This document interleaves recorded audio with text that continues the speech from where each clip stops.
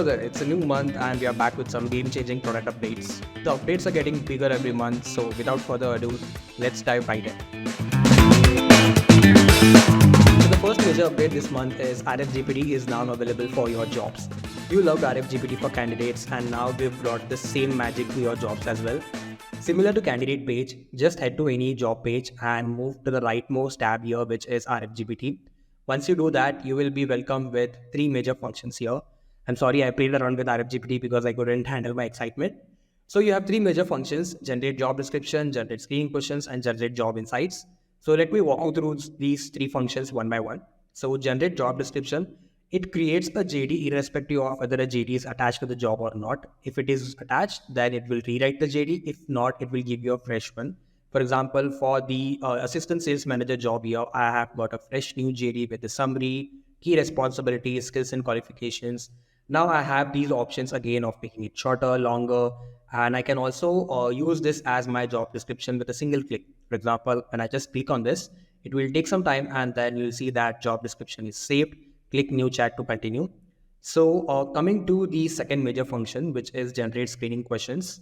This function basically creates screening questions based on the job description you have added in RFGPT, along with the skills and experience that you have added over here. For example, when I click on generate screening questions, so you see that it will take some time again, and then it gives you 5 great screening questions that you can ask for candidates whenever you are on an interview. And now you can also play around with, like if you want more information around, add more questions around acquiring new leads. So this is just an example. When I type this, it will again take some time and it will give me 5 more questions. And you also have an option of adding this to a scorecard. If you just click on that, so it will take some time and it will ask you which scorecard you want to add it to. For example, if I want to add it to recruiter screen, I can just choose that option and then click on add to scorecard. It will be done. Then again, coming to the third major function, which is generate job insights. Honestly, this is a favorite one because in a single view, you get a lot of insights around your job. For example, when I click on generate job insights, this will take some time again and it will come back with a beautiful activity history of what's happening in your job in the last few days, where are candidates stuck, who is the top performing recruiter, what could be done to ensure that the time to hiring is faster. You get all that information over here, top performer and who is effectively moving candidates. You can look at this particular information and get a very brief understanding of how your job is moving. So this is RFGPT for jobs, and we will be adding RFGPT for contacts and companies as well in the coming days. So stay tuned for that. So the second major update this month is customization of job stage colors. So we are bringing a whole new look in Recruiterflow. We are making it more intuitive and fresher, and this is the first step in that direction. And the basic premise here is that we humans love colors. We associate different colors with different things. For example, we see green as a good color which indicates growth and improvement, while red is seen as a color of caution or danger. So these visual cues just help us understand things better, and we thought of having these visual cues for your job stages as well. So as you can see, I have assigned different color themes for different stages. For example, my recruiter stages are all shades of blue, my client stages are shades of orange, my offer and hired stages are shades of green. So you can view all these stages and customize them based on whatever you like. You can see them in the grid view, you can see them in the Canvas view, or let's say you can even open the job and you can see those colors over here as well. This looks pretty neat. We hope this makes your workflow a little easier by understanding things with colors. Now, if you want to customize your job stage colors, simply head to settings on top here and then head to job settings on the left. You'll see that there is an option of job stage settings. You will see all your job stages here along with the colors for those stages. Now, let's say you want to change the color of any particular stage. Just click on this edit icon here. You'll see the stage color in hex color, the preview as well. And if I want to change the color, I have a few options to change it. I have the RGB model, I have the HSL, I also have the hex. Or you can just keep it simple by, just moving the color over here, or you can use this handle over here to choose any particular color and then Let's say I would just want it green, and once you are done, just come back, update, and your job stage color will be changed. So you can assign colors for all your job stages over here. This is our way of making things a little easier for you. Hope you like it. So the third update this month is new post-placement engagement triggers in recipes. So what we've realized is the top recruiting and staffing agencies, they don't just focus on acquiring new candidates and clients, but they also look at how they can retain their existing clients and candidates even after a successful placement. So in order to help you with that, we have come up with 4 new triggers for your post-placement engagement.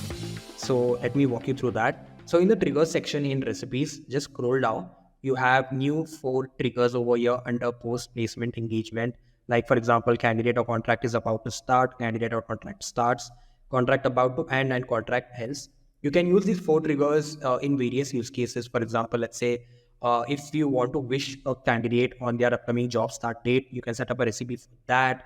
Or you can set up a recipe whenever a candidate has started their job and you want to check in with them after, say, 7 days, 30 days, 60, 90 days, whatever days you want. And then you can use the third trigger over here to remind your clients about contract renewals. And finally, you can use the final trigger here of sending NPS surveys for your candidates and clients. There are more use cases to it. If you want, I can attach a help article to this video where you can refer all the possible use cases and you can have your own use cases and share it with us as well.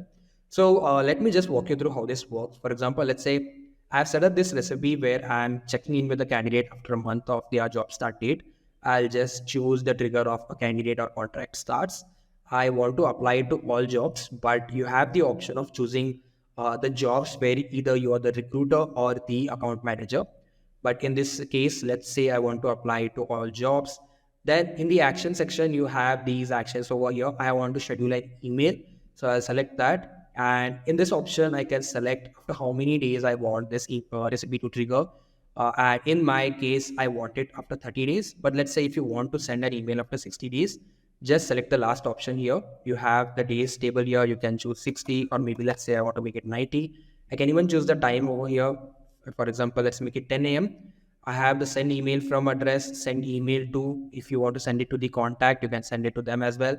And then subject line, you have the email body. All you have to do is save recipe and your recipe will be saved. We hope these triggers will keep your candidates and clients engaged throughout their involvement with you, and you can retain your candidates and clients better with their post-placement engagement triggers. So go on and try these out. Let us know what you think. So the fourth major update this month is the new update feeds action in recipes. So we've been thinking on the lines of how can we make recruiting operations easier for you, especially when you have so much data in the system and the data constantly keeps changing. So for example, let's say a candidate enters a job, candidate moves stages in a job. Similarly, on the client side of things, there is so much of activity happening. So we wanted to build in a system where you can automatically add, remove, or change values in your system fields as well as custom fields of your candidate and contact process.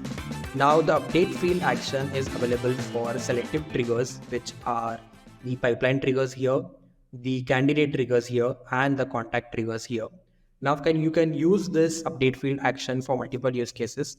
For example, let's say you want to automatically add source to a candidate's profile when they apply to a particular job, or you want to update the candidate rating when they move to a higher stage, or just keep it simple and add or remove a tag when a candidate or a contact enters or leaves a saved search. So let me walk you through one such use case. So what I want to do now is, let's say I want to add a tag to all the candidates who were placed 6 months ago. This is for me to understand that these candidates are now available to be reached out for new job opportunities or new hiring opportunities for me. So I'm just going to choose candidate enter saved search results as the trigger. I already have the saved search created, which is 5-star candidates placed 6 months ago. Now in the action option, I have the update fields at the bottom. I'm going to select that and just enter tags in the next box. So I want to add a tag. So I'll just choose add and I'm going to type in re-engagement. So I'm creating a new tag here and adding it, and I can update up to 5 fields at a time. For example, I want to update the source and just remove the value I can update 3 more, in total 5 fields over here. Once you're done, you have to just click on save recipe and that will be done. So this was the fourth major update, and I'll share the use cases for this in the help article. At the same time, these are not the major updates. We also have some more updates which will be attached in the blog, which is present in the description of this particular video. And stay tuned for more updates next month. We have some big ones coming in, especially a new look in Recruiterflow, a new flexibility options in your dashboards and reports. So stay tuned for that, and we'll be soon coming back with new set of updates next month. Until then.